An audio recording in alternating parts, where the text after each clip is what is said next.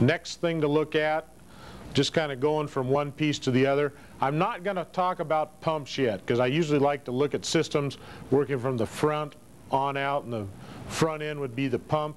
When we talk about pumps, we'll talk about all the things, all the ramifications about pumps at one time. But mainline, the first thing we have to be concerned about is how we handle the pipe. If it's steel, we have to be real concerned about safety.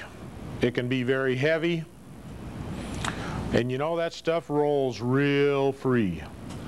And you try to unload it with a forklift, and it just wants to roll on the forks of a forklift.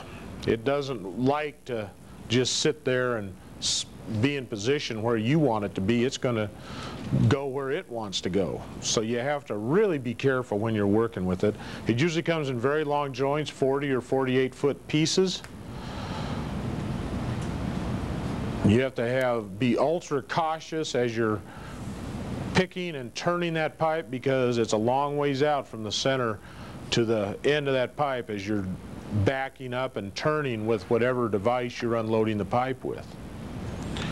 And I've seen people where they just roll it off the trailer, drive along, and they just push a pipe off and let it whoop on the ground.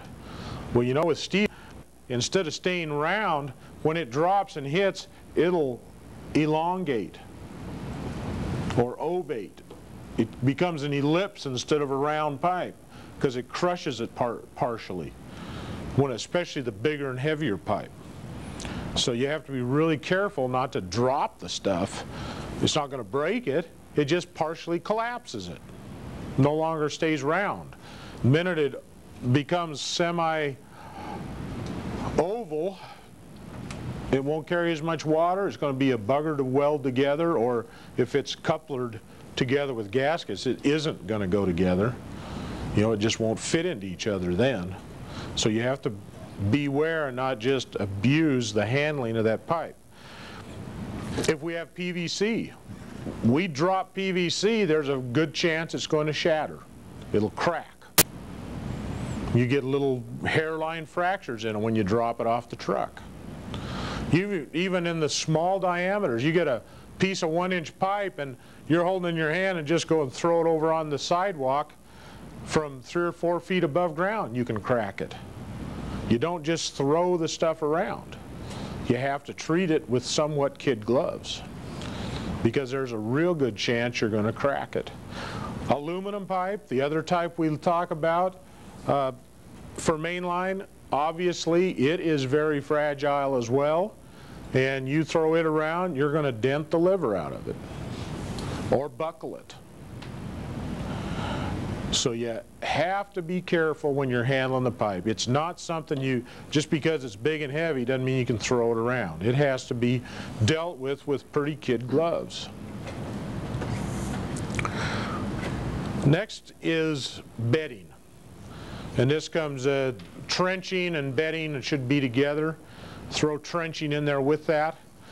We need to trench obviously wide enough for the pipe to fit in the ground on those systems that are going below ground. And then we have to make sure that the bottom of the trench is clean and flat. Not level, but it has to be flat so that the pipe can, you know, if there's topography, it's going to flow along with the topography down the line, but you can't have, if you dig it like with a backhoe, you can't leave big hunks of high spots as you're digging down the ditch. You want to try to keep it, if you want it 3 foot deep, you want it uniformly 3 foot deep with the contour of the ground. So the pipe's going to roll with the ground at the same height, especially if you're going to put risers on it for wheel lines or hand lines. They all want to sit the same height out of the ground, and so you want to keep the ditch bed the same depth all the way down the ditch. And you want to keep it smooth on the bottom.